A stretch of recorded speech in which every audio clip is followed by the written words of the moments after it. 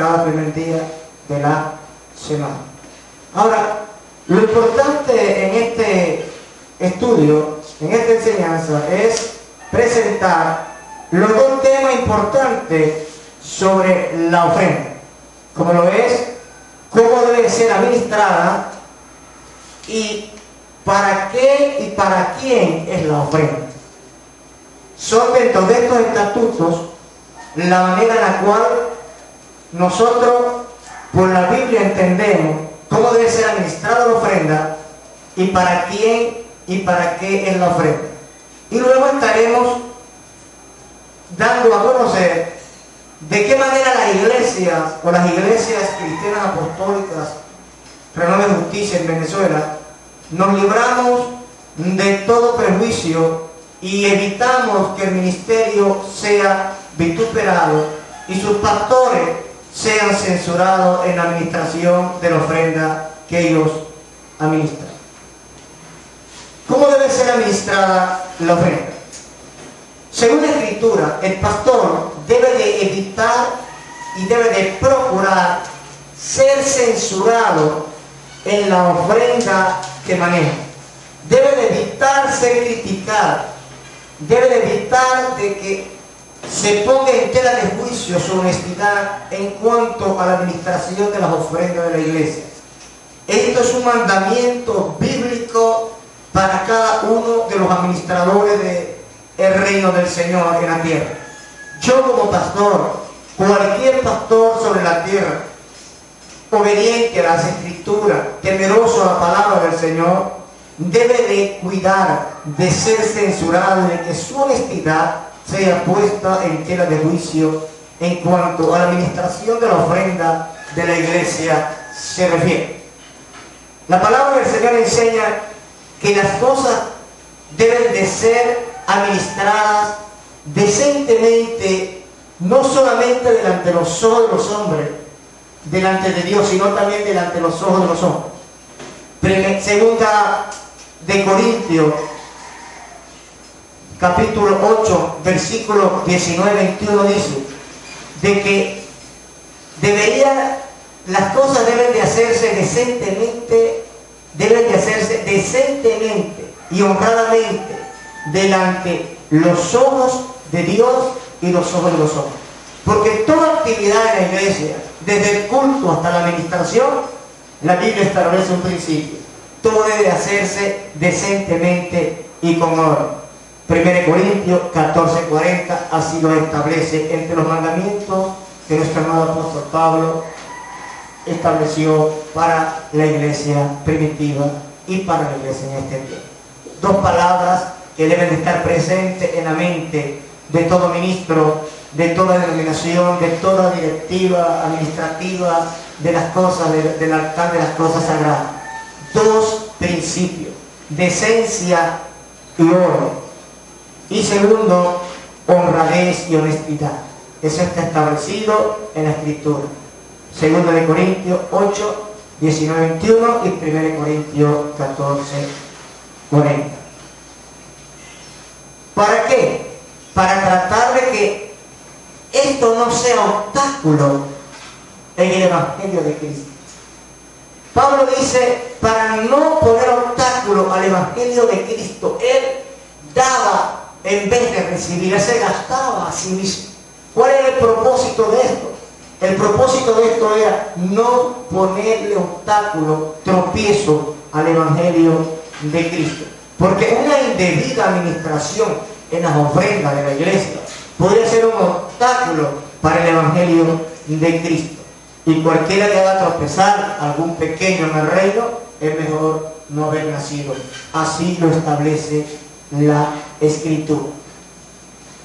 De manera que la segunda de Corintios capítulo 6 versículo 3 dice: nosotros no damos a nadie ninguna ocasión de tropiezo para que nuestro ministerio no sea vituperado. Esta debe de ser la bandera, el estandarte de toda administración del ministerio o de la denominación, sea cual sea en cuanto a la economía. Esa debe ser el estandarte no debe de darle a nadie ninguna ocasión de tropiezo para que nuestro ministerio no sea vituperado. Eso es una de las naturalezas, de las características, de los principios que debe de tener y tiene la ley de la ofrenda. Segundo, ¿para qué y para quién es la ofrenda?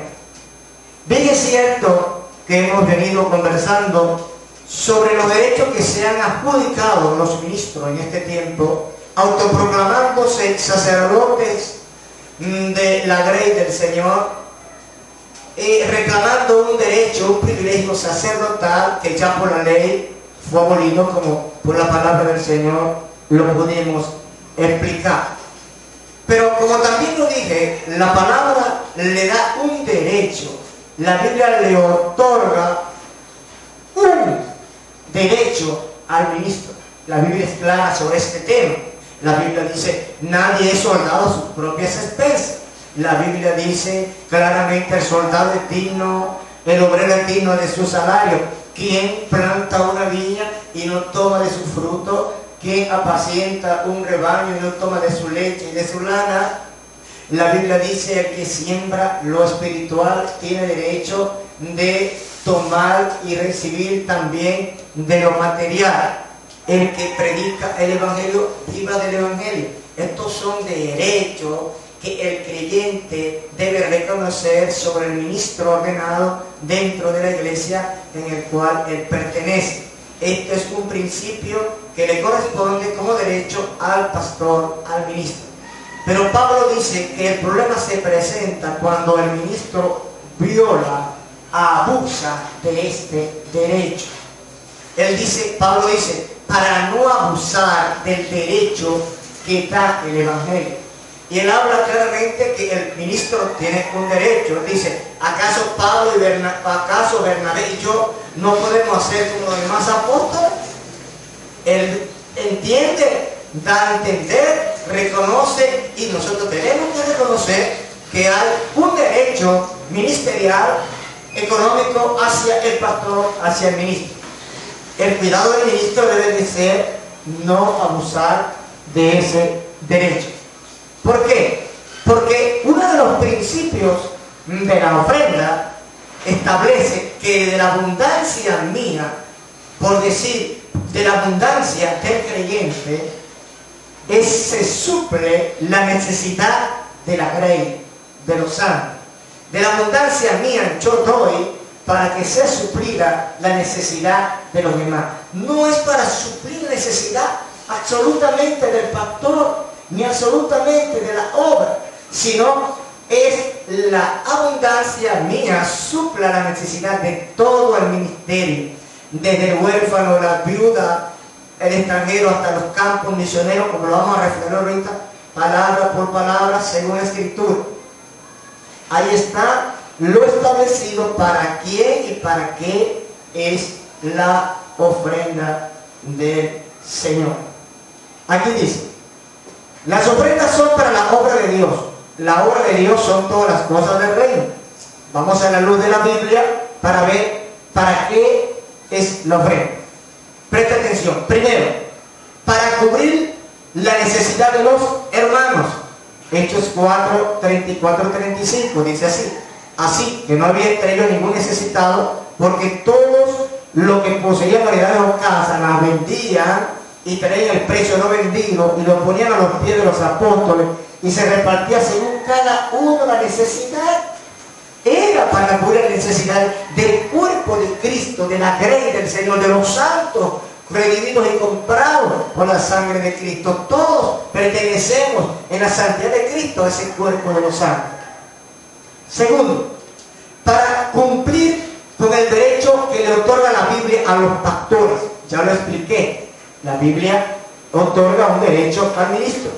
La Biblia dice de que el que siembra lo espiritual le corresponde también segar lo material. Y según el libro del Evangelio según San Juan, capítulo 4, versos 34 al 37, dice que cuando el que siembra no es el que se beneficia, sino el que recoge. Cuando el pastor siembra la enseñanza, siembra la palabra, siembra el ejemplo, está sembrando espiritualmente en el creyente. Cuando el creyente pone por práctica esta enseñanza, esta semilla espiritual sembrada en él recibe beneficio. Él recibe los beneficios de esta siembra, lo recibe el creyente. Cuando el creyente entra en una obediencia a su vida económica, recibe bendiciones. Él recoge de estas bendiciones y hace participante a su maestro, quien le inculca la palabra y lo hace participante de lo material, porque él lo hace participante de lo espiritual. Ese es el fundamento. Y que la enseñanza los hace deudores a su maestro. Dice segundo libro Romano, capítulo 15, verso 27, dice: pues les pareció bueno y son deudores a ellos, porque si los gentiles han sido hechos participantes de sus vidas espirituales, deben también ellos administrar la de los materiales. Entonces hay un derecho sobre esto. El pastor tiene derecho a recibir participar de esta ofrenda abundante. Tercero, para los programas de la iglesia, para la evangelización, para los programas sociales de alimentación de la iglesia. Recuerden que la iglesia mantenía el libro de los Hechos 6:1, para eso se estableció el cuerpo de los diáconos, para que atendieran las mesas, para que atendieran las viudas. También en la ofrenda de la iglesia debe ser administrada para cooperar en la ayuda de casos especiales. En el libro de los Hechos 11:29 dice: entonces los discípulos, cada uno conforme a lo que tenía, determinaron enviar por los hermanos que habitaban en Judea. Yo pienso que las iglesias establecidas, las organizaciones, deben de tener un plan de ayuda médica, deben de tener un plan de funerario a algún creyente que se le presente la muerte y no tenga un servicio funerario. Es triste mirar a las personas recogiendo en las calles para hacerle el sepelio a esta persona. Es triste mirar a un creyente en una institución pública pidiendo un ataúd de tercera clase, lo que sea, para poder que su cuerpo sea sepultado. La iglesia en este siglo ya debe haber ido despertando sobre estos casos, porque para eso la iglesia es administradora de las cosas del Señor. También la ofrenda es para los gastos de la iglesia. Pablo vivía en una casa alquilada por 2 años y allí era ministrada, allí enseñaba. Se entiende que la iglesia tenía que haber pagado esa casa, son gastos también de la obra. Para los misioneros, tercera de Juan 6, 7 y 8 dice: los cuales han dado ante la iglesia testimonio de tu amor, y harás bien en encaminarlo, como es digno de su servicio a Dios, para que continúe su viaje, porque ellos salieron por amor del nombre de Él, sin aceptar nada de los gentiles. Nosotros podemos acogerlos a tales personas para que cooperemos con la verdad. Todo eso tiene que moverse a través del fundamento de la abundancia tuya para suplir necesidades de otros. Y por último, la ayuda a las viudas reconocidas. Primera de Timoteo 5:16 dice: a fin de que haya lo suficiente para las que en verdad son viudas. Entonces, es muy bonito en la doctrina de la ofrenda, es bastante hermosa cuando se administra conforme a los principios bíblicos. El problema se presenta cuando nos hacemos acreedores y nos autoadjudicamos un derecho que es de todo. Por no repetir, y hago énfasis en esto: la ofrenda tuya como creyente no es para suplir la necesidad absoluta del pastor, de la iglesia, de la obra solamente. No, todos somos la obra de Dios. Es triste mirar grandes templos y edificaciones y muchos creyentes allí con aire acondicionado de 55 toneladas, butacas de terciopelo, y hay creyentes que estén muriendo de hambre, que llegan a su casa a pedir misericordia para el bocado de pan. Yo creo que primeramente debe de ser suplida la necesidad de los santos, porque para eso es que yo ofrendo. Por eso parece que tú ofrendas, para que